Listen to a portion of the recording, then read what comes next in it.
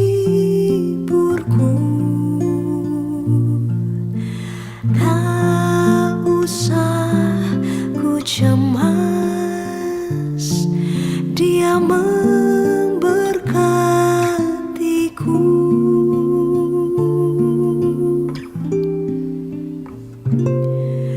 El Shaddai, El Shaddai, Allah Maha Kuasa. Dia besar, Dia besar, El Shaddai mulia, El Shaddai, El Shaddai, Allah Maha Kuasa. Berkat-Nya melimpah, El Shaddai.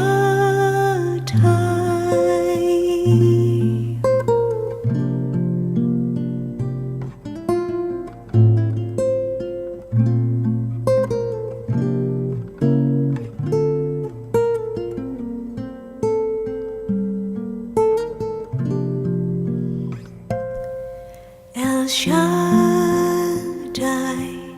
El Shaddai, Allah Maha Kuasa. Dia besar, Dia besar, El Shaddai mulia, El Shaddai, El Shaddai, Allah Maha Kuasa. Berkat-Nya melimpah,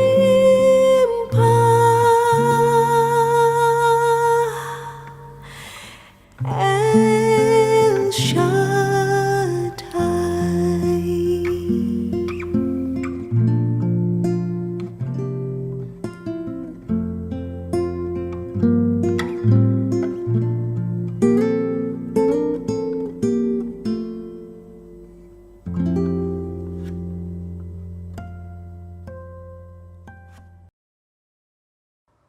Puji Tuhan, Shalom saudara-saudara yang saya kasih di dalam Tuhan Yesus Kristus.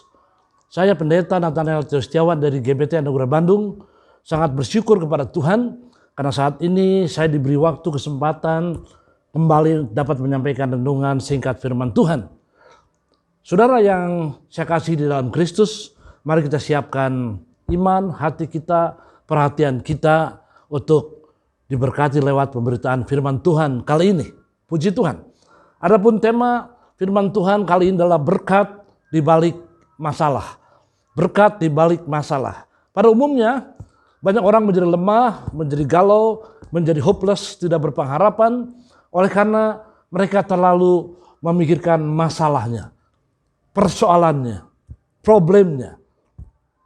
Tetapi pada saat ini saya mengajak saudara sebagai orang yang percaya bahwa di balik masalah yang Tuhan izinkan, jikalau kita dapat dengan baik, bagaimana menghadapi masalah itu, maka berkat tersedia. Jadi bukan masalahnya yang penting, tapi bagaimana menghadapi atau menghandle masalah itu. Puji nama Tuhan. Saudara yang diberkati oleh Tuhan, mari sebelumnya kita akan berdoa minta pimpinan Roh Kudus dalam pemberitaan firman ini, agar pemberitaan ini menjadi berkat kekuatan bagi kita semua yang ikut menyimak saat ini. Kita berdoa. Bapa Sorga, dalam nama Tuhan Yesus Kristus, kami bersyukur saat ini oleh anugerah kemurahan Tuhan, kami dapat kembali hadir untuk menyampaikan renungan singkat firman Tuhan. Tuhan, kami percaya bahwa kami sebagai orang yang beriman sangat membutuhkan firman Tuhan, roti kehidupan. Sebab manusia itu bukan dari roti saja, tapi dari setiap firman yang keluar dari mulut daripada Tuhan. Terima kasih urapi Tuhan pemberitaan ini dari awal sampai akhir, sehingga menjadi berkat bagi setiap orang yang mendengar, menerima, dan menyimpannya di dalam hati. Dan kami percaya firman Tuhan tidak terbuang dengan sia-sia. Di dalam nama Tuhan Yesus Kristus kami berdoa. Amin. Haleluya. Saudara-saudaraku, hidup dalam dunia ini adalah hidup yang tidak pernah lepas dari struggle of life, pergumulan hidup. Termasuk terhadap kita orang-orang yang beriman, yang percaya kepada Tuhan.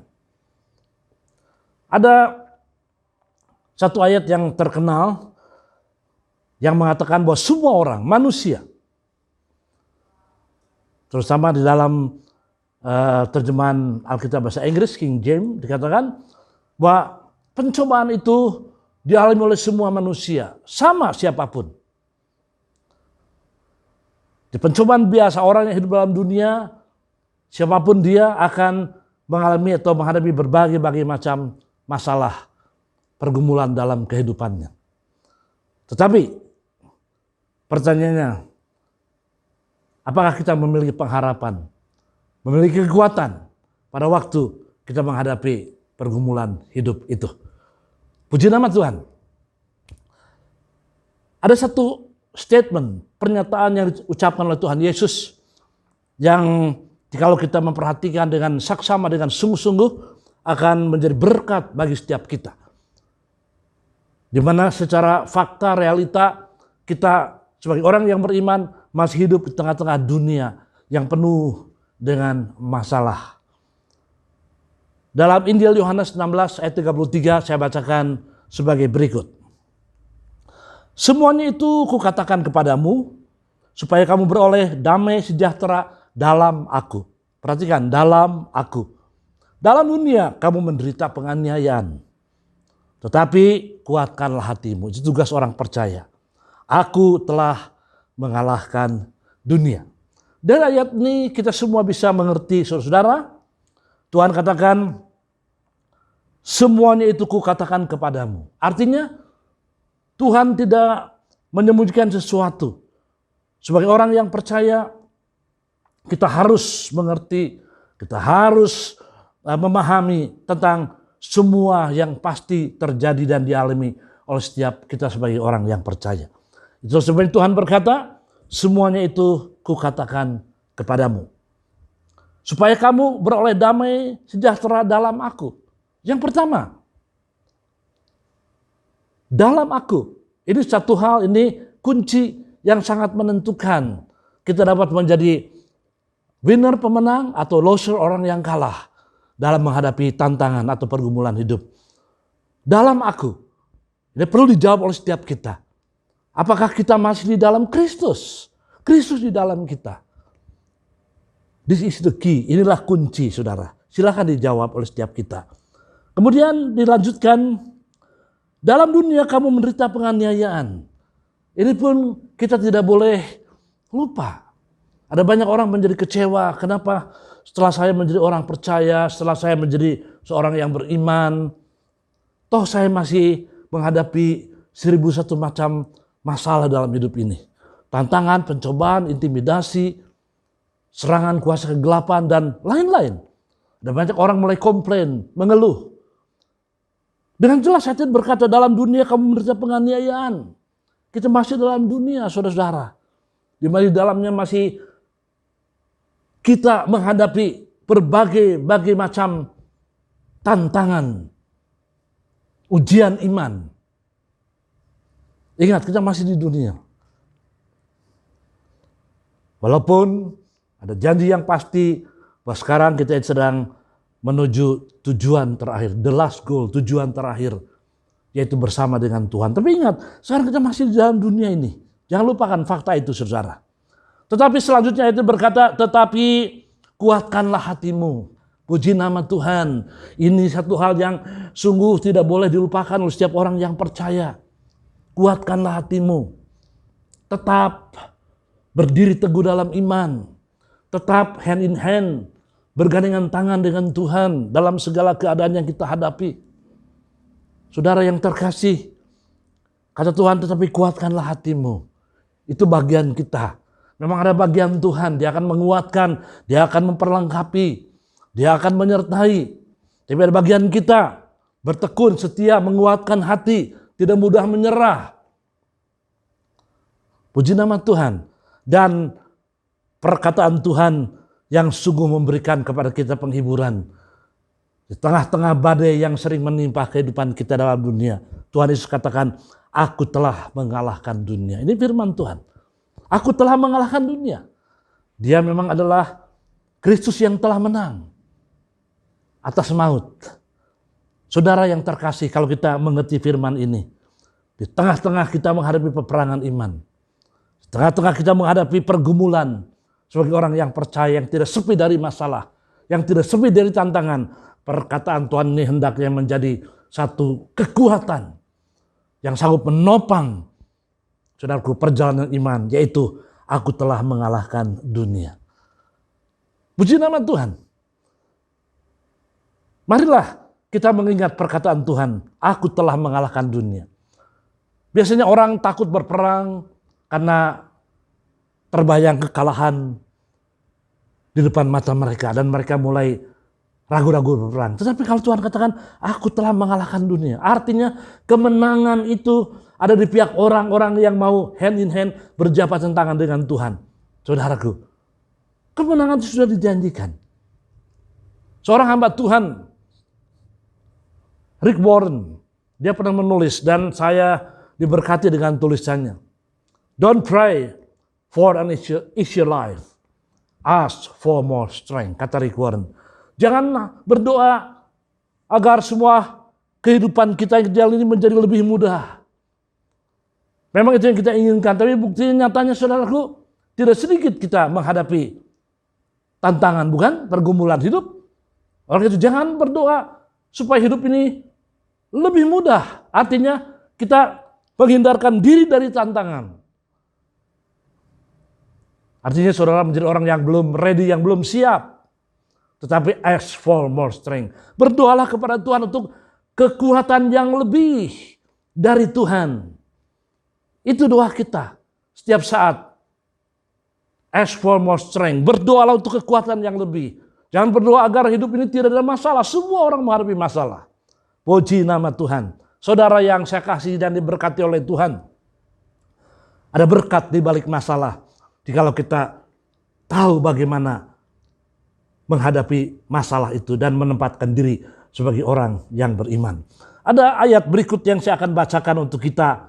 Saudaraku, di dalam Ulangan 8 ayat yang kedua sebagai berikut. Ini ayat ini bagus sekali. Ulangan 8 ayat yang kedua. Ingatlah kepada seluruh perjalanan yang kau lakukan atas kehendak Tuhan Allahmu di padang gurun 40 tahun.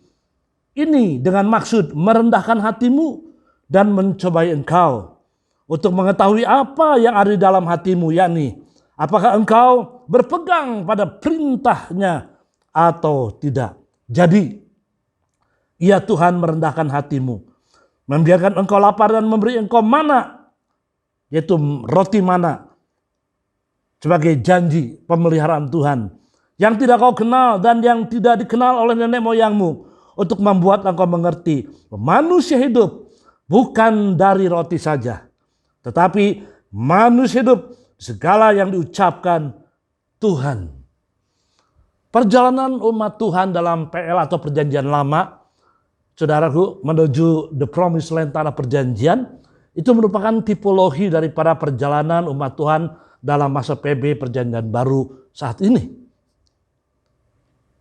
Saudara-saudaraku, hal-hal yang kita alami atas izin Tuhan, saudaraku, untuk yang bersikap edukatif mendidik kita agar bertumbuh lebih dewasa, dikatakan di sini untuk membuat kita menjadi rendah hati. Rendah hati itu artinya satu sikap bergantung kepada Tuhan. Tapi sebaliknya, tinggi hati itu adalah sikap yang berorientasi kepada diri kita sendiri, kapasitas kita sendiri sebagai manusia yang sangat-sangat terbatas. Kemudian yang ketiga dikatakan agar diketahui apa yang ada di dalam hati kita. Saudara-saudara, kualitas iman kita biasanya nampak pada waktu tantangan hadir, pencobaan hadir. Tapi kalau semuanya everything is okay, nampaknya semua berjalan baik.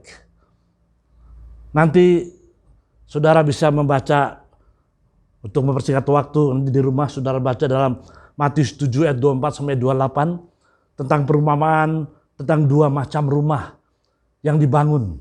Yang satu di atas dasarnya pasir, yang satu di atas dasarnya batu karang, rock. Lalu kata Tuhan dalam perumpamaan Matius 7:24 sampai 28, datanglah banjir, datanglah angin menerjang kedua rumah itu. Yang dibangun di atas dasar pasir, saudaraku, yang dia bangun secara gampangan, tidak mau ada pengorbanan, pasir itu mudah, ya, dan biayanya tidak terlalu banyak. Saudara-saudaraku, pada waktu banjir datang, angin datang, Alkitab berkata maka kerusakannya hebat dan mungkin tidak kelihatan lagi.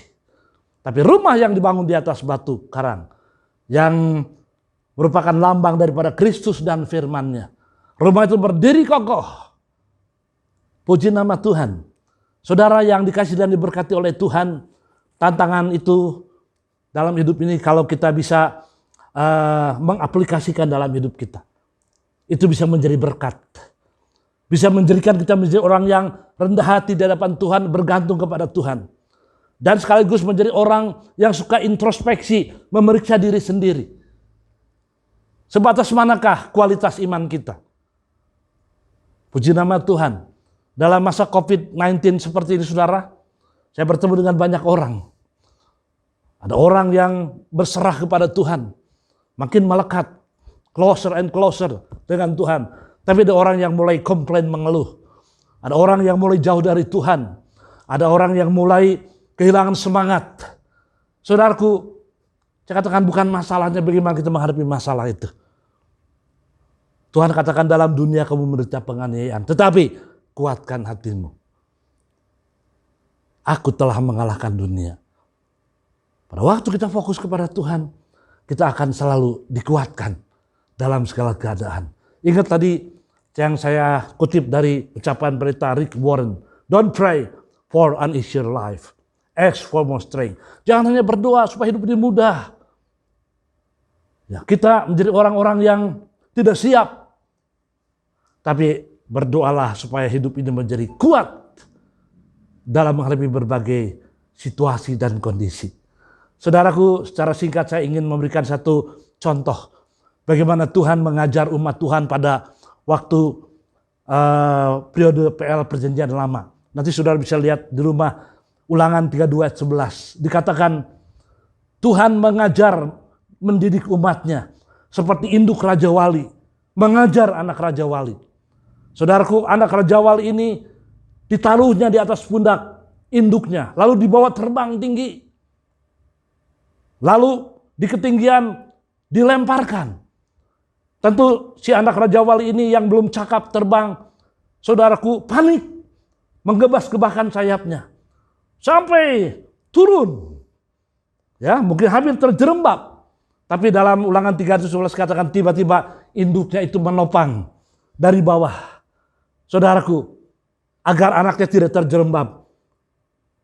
Itulah cara Tuhan mengajar. Saudara-saudara yang dikasih oleh Tuhan, ada berkat di balik masalah yang kita hadapi. Pada malam hari ini, saya mengajak saudara dimanapun saudara berada. Apapun yang saudara alami, sikon apapun yang saudara hadapi saat ini, saudara-saudara, tetap jadikan Tuhan sandaran hidup saudara. Ada satu renungan dalam Ibrani 10, 38, 39. Ini akan menjadi berkat bagi setiap kita. Mari kita perhatikan sekaligus pembahasan ini menjadi satu pertanyaan yang harus dijawab oleh setiap kita. Ibrani 10, 38, 39. Tetapi orangku yang benar akan hidup oleh iman. Dan apabila ia mengundurkan diri dengan 1001 macam alasan, maka aku tidak berkenan kepadanya. Tetapi kita bukanlah orang-orang yang mengundurkan diri dan binasa, tapi orang-orang yang percaya dan yang beroleh hidup. Saudara yang terkasih dan diberkati oleh Tuhan, pilihan di tangan kita. Yang jelas Tuhan siapkan kekuatan, firman-Nya, roh-Nya, kehadirannya dalam setiap pribadi kita. Orang yang benar akan hidup oleh iman, bukan oleh penglihatan. Kalau kita hanya melihat sikon saat ini, saudara, kita menjadi penuh ketakutan. Dengan feeling, perasaan juga sama. Akan menjadi gentar. Tapi the just shall live by faith. Orang benar akan hidup oleh iman. Definisi iman yang sederhana adalah bergantung dan percaya sepenuh kepada Tuhan dan firman-Nya. Saudara yang diberkati oleh Tuhan, saya berdoa kiranya renungan ini memberkati dimanapun saudara berada. Dan saya percaya Roh Kudus menyertai pemberitaan ini dan tidak ada satu pun firman yang terbuang dengan sia-sia. Puji nama Tuhan. Mari saudaraku kita mengakhiri pertemuan kita lewat pemberitaan firman ini, kita berdoa. Dimanapun Anda berada, saudaraku, Tuhan omnipresent, Dia hadir di tempat di mana saya berada dan di tempat di mana saudara berada. Dan Dia akan memberkati setiap kita pada malam hari ini. Mari kita berdoa kepada Tuhan. Bapa yang penuh kasih, dalam nama Tuhan Yesus Kristus, kami bersyukur malam hari ini oleh anugerah kemurahan Tuhan kami bisa menyampaikan firman Tuhan. Tuhan, kami berdoa bagi para pendengar di mana berada, memberkati mereka. Yang lemah jadi kuat, yang sakit jadi sembuh, yang galau menjadi mantap kembali, yang jauh dari Tuhan makin dekat dan melekat kepada Tuhan. Oh, kami percaya di dalam firman Tuhan ada power, ada kuasa, ada anointing, ada urapan. Tuhan menyertai. Puji Tuhan. Kami juga berdoa dengan penuh kasih untuk pemerintah kami yang kami kasihi. Tuhan, dari Bapak Presiden, Wakil Presiden, para Menteri, TNI, Polri, DPR, MPR, sampai pejabat yang terendah di daerah, memberkati pemerintah kami yang sedang menanggulangi virus corona. Tuhan menolong, memberkati pemerintah kami. Juga untuk pemulihan ekonomi Indonesia, memberkati Tuhan. Engkaulah sumber berkat. Indonesia penuh kemuliaan Tuhan. Terima kasih Bapak, kami percaya kami diberkati oleh karena Engkau Tuhan adalah sumber berkat. Di dalam nama Tuhan Yesus Kristus kami berdoa. Amin. God bless you.